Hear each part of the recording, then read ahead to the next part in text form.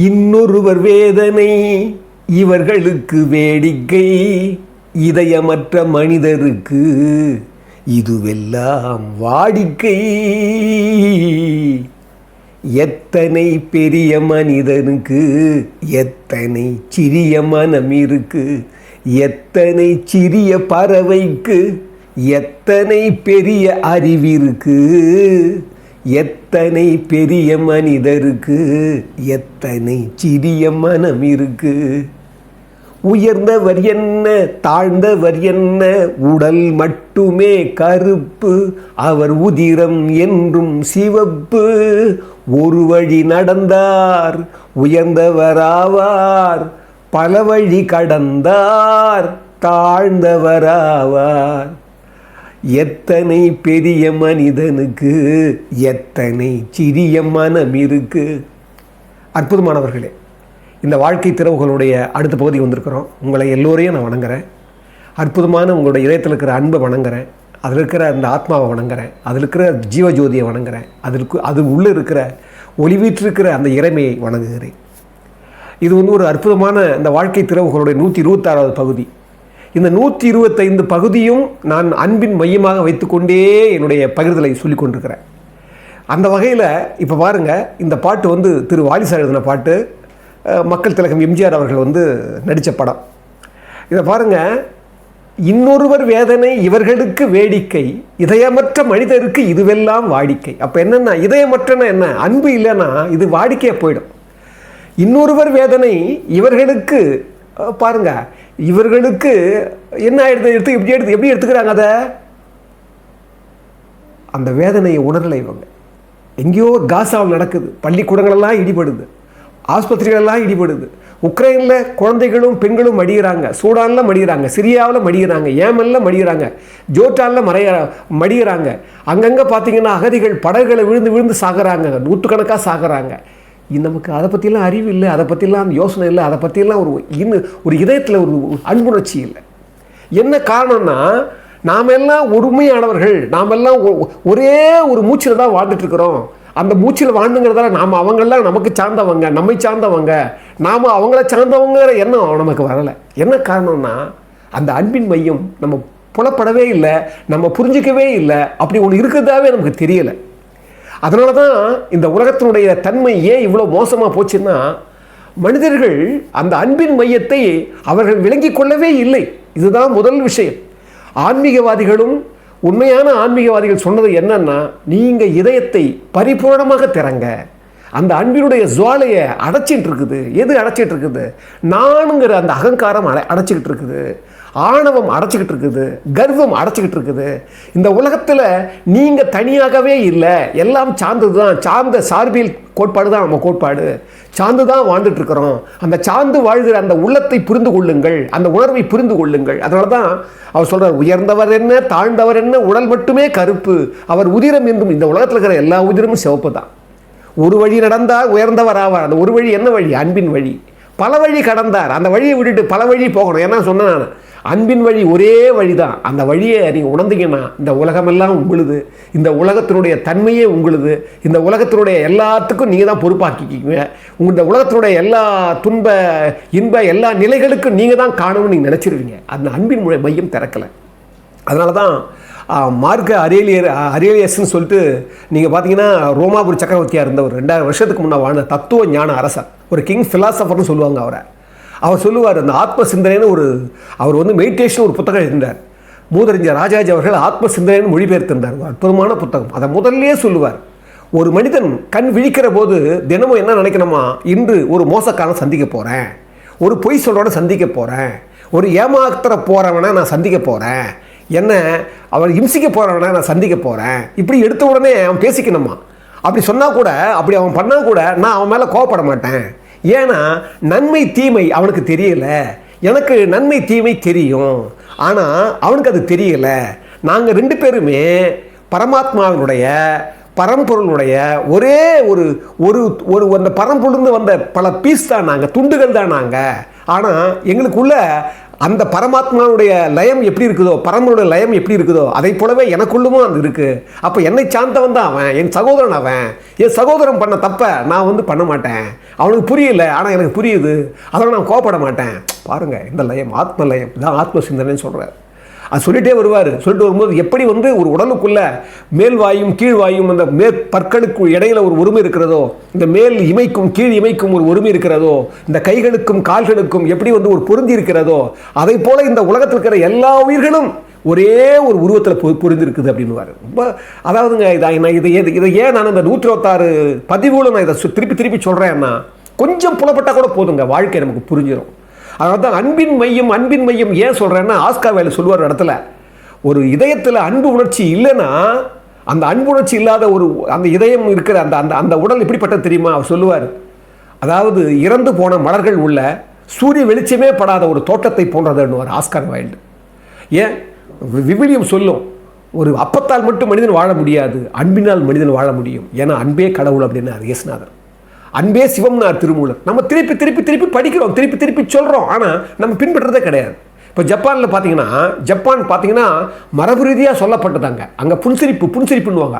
நீங்கள் பார்த்தீங்கன்னா அவங்க யாரை பார்த்தாலும் சிரிச்சுனே இருப்பாங்க. என்ன காரணம்னா, அவங்க வழக்கியல் ஆக்கிட்டாங்க, மரபாக ஆக்கிட்டாங்க. ஆனால் என்ன சொல்கிறாங்க, அது கூட தப்பாக போயிடுச்சு. ஏன்னா அவங்க அந்த புன்சிரிப்புன்றதே செயற்கை ஆக்கிக்கிட்டாங்க. இப்போ உதாரணத்துக்கு, யாராவது ஒரு வண்டியில் இடிச்சிட்டா வச்சுக்கோங்க, அங்கே வண்டியில் இடித்தவன் சாரி கேட்கறதுக்கு முன்னால், மன்னிச்சிருக்குன்னு சொல்கிறதுக்கு முன்னாலேயே இடி வாங்கினார் பாருங்க, தப்பு என் மேலே தான், நீங்கள் என்ன பண்ணுவீங்க, நீங்கள் போங்க அப்படின்னு வாங்கலாம். என்னென்னா இந்த வழக்கு என்ன போச்சு, செயற்கையாக மாறி போச்சான். அதனால தான் பாருங்கள், அவங்க புன்சிரிப்பை காட்டி காட்டி காட்டி காட்டி கூட கடைசியில் நாகசாகியும் ஹிரோஷிமாவிலையும் குண்டு போடுறதுக்கு காரணமான பெரிய ஒரு செயற்கைத்தனத்தை அதிகமாக பண்ணதால், அந்த சிரிப்புமே செயற்கைத்தனமாக இருந்ததால் அவங்க என்ன பண்ணிட்டாங்க, உண்மையான இயல்புத்தன்மை விட்டுட்டாங்கன்னு உளவியலாளர் சொல்கிறாங்க. என்ன காரணம்னா, அதுதாங்க காரணம். அதனால தாங்க அவங்களுக்குள்ள அந்த வீரியமான அந்த ஒரே ஒரு பிடிவாதம் வர்றதுக்கு காரணம் என்ன அப்படின்னா, செயற்கையாக்கிட்டாங்க.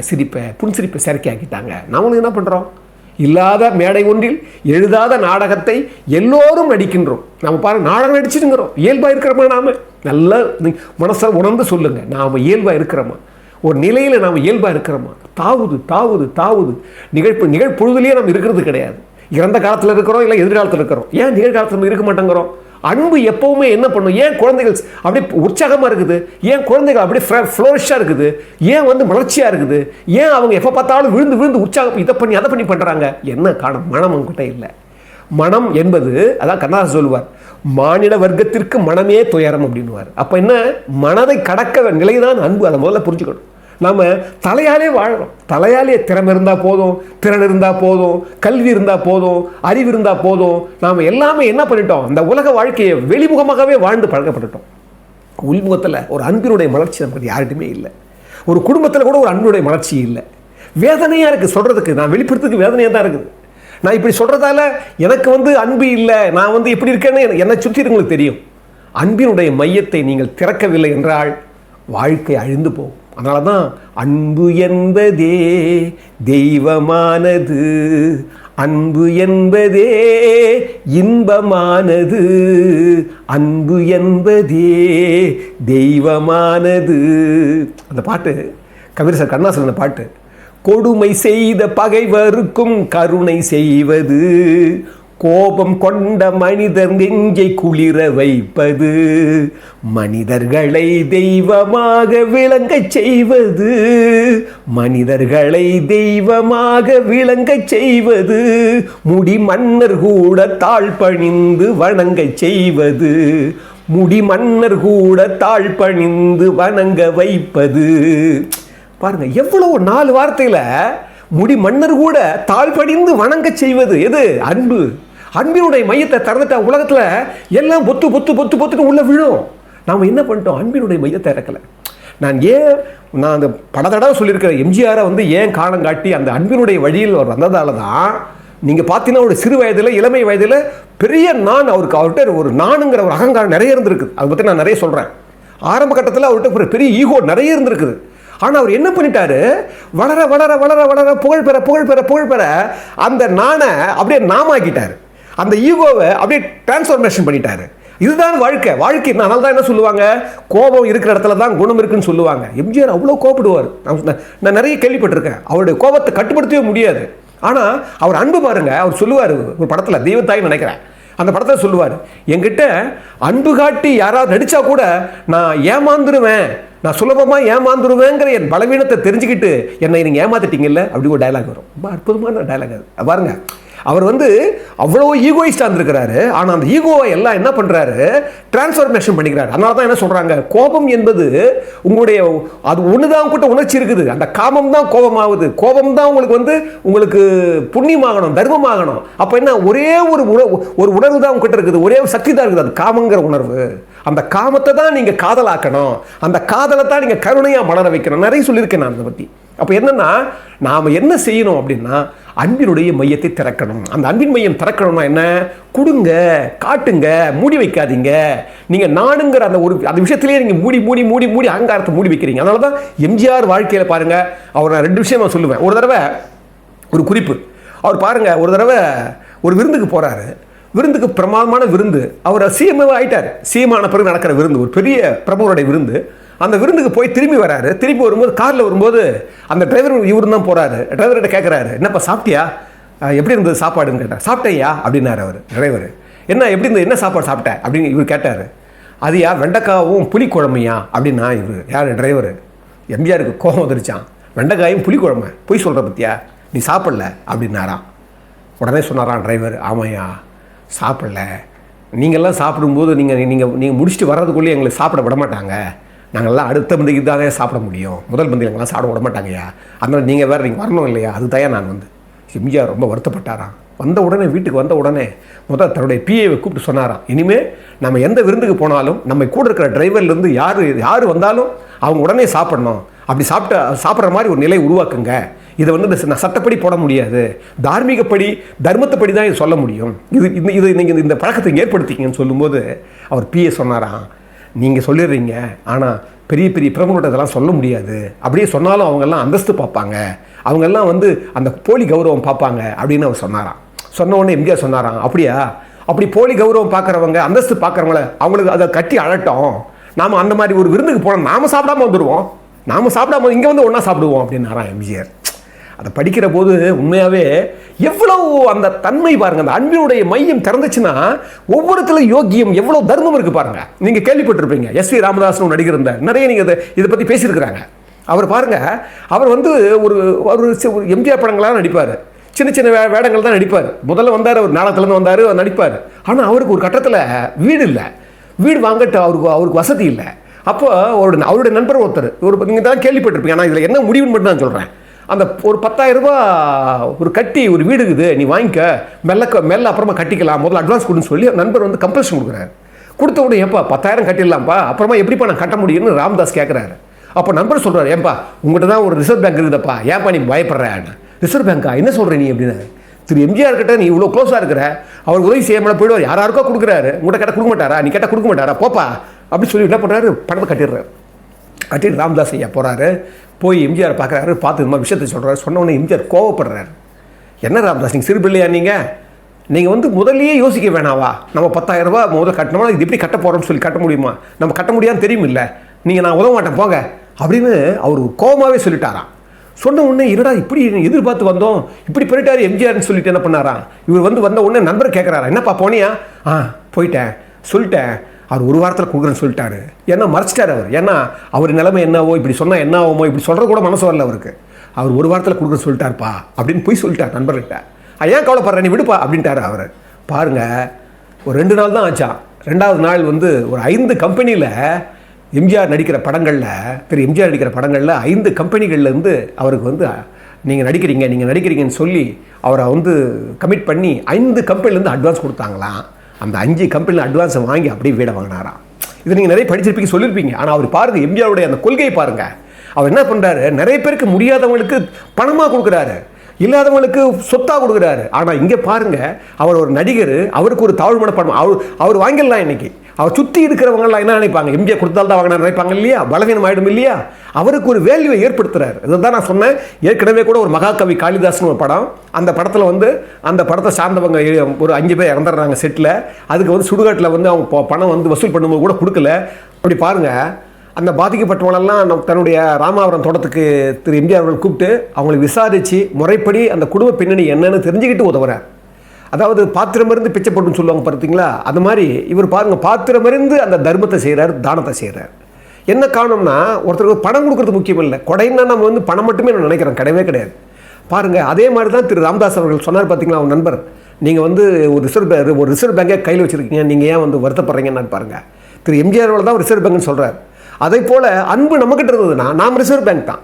இங்கே நம்ம நினைக்கிறோம் பொருளால் மட்டுமே வாழ்ந்தோம் நினைக்கவே நினைக்காதீங்க, பணத்தால் மட்டுமே வாழ்ந்தோம் நினைக்கவே நினைக்காதீங்க. அந்த பணம் அன்பை வளர்ப்பதற்கு, அன்பை வந்து நம்ம பரிமளிக்க வைக்கிறதுக்காக இருக்கிற ஒரு உபபொருள். அதை முதல்ல நம்ம புரிஞ்சுக்கணும்.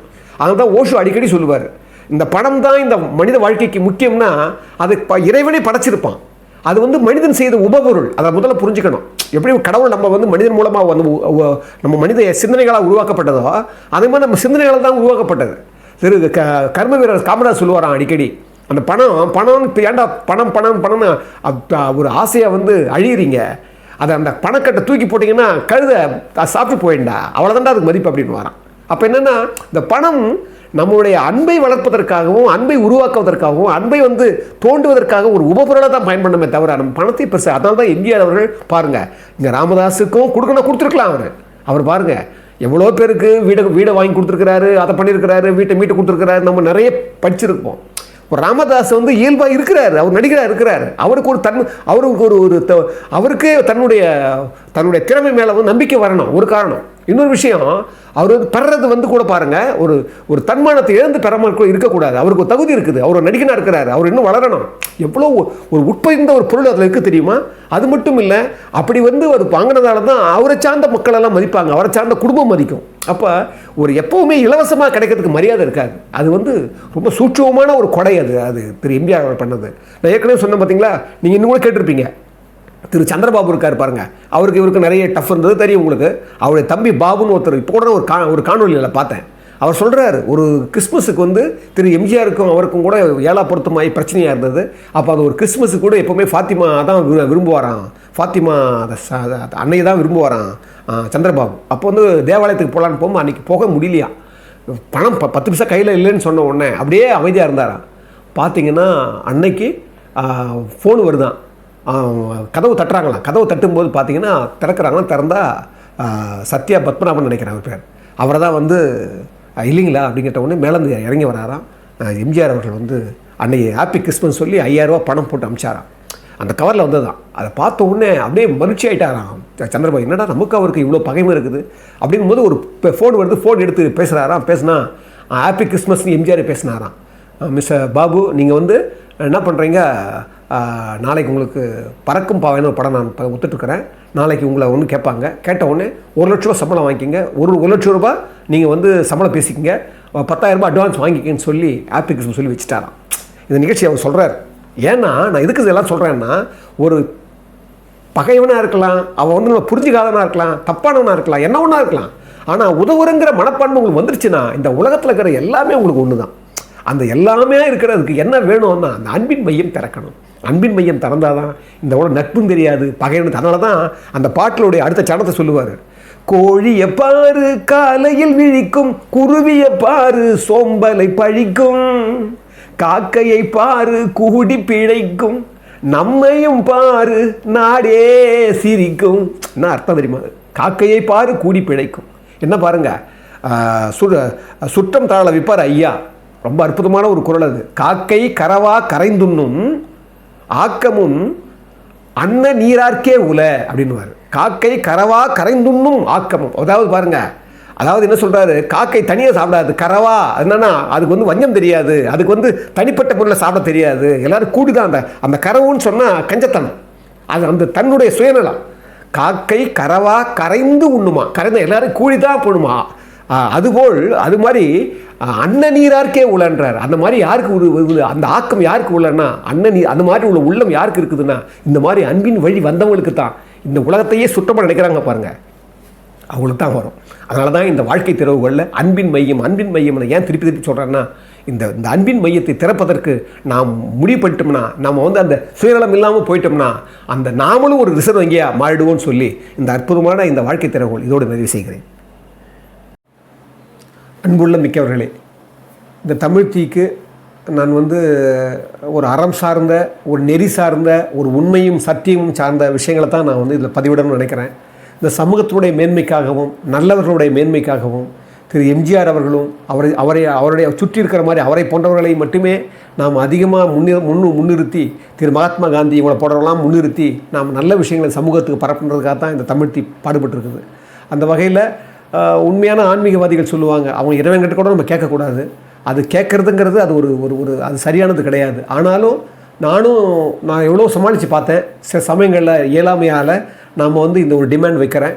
உங்களுக்கு அன்பு இருந்து, உங்களுக்கு அந்த வசதி இருந்து, உங்களுக்கு மனதுக்குள்ளே அந்த எழுச்சி வருமானால் நிச்சயமாக நீங்கள் உதவணும்னு சொல்லி இந்த உதவியை நாங்கள் ஒரு நல்ல ஒரு அன்பாக ஏற்றுக்கிறோன்னு சொல்லி இந்த விஷயத்தை உங்கள் முன்னால் சமர்ப்பிக்கிறேன்.